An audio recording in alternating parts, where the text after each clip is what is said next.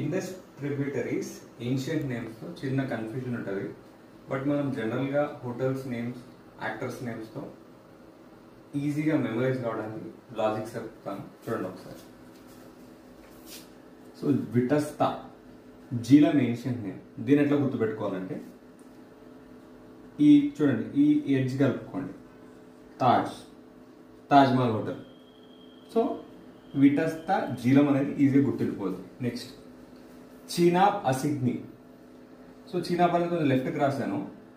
చీనాబ్ ఇంకో important factor ఉంటుంది. Chenab is one of the largest tributary of Indus river.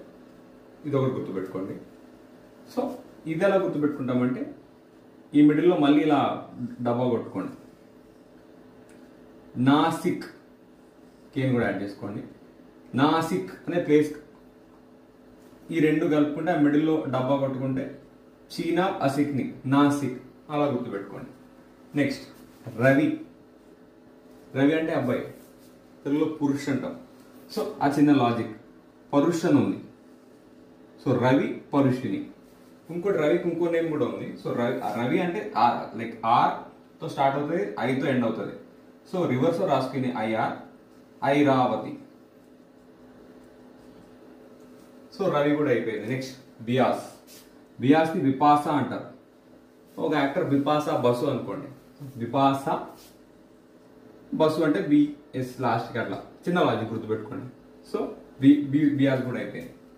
Next సుతుద్రి, సత్లేజ్. చిన్న logic చూడండి, షట్ షట్ షట్.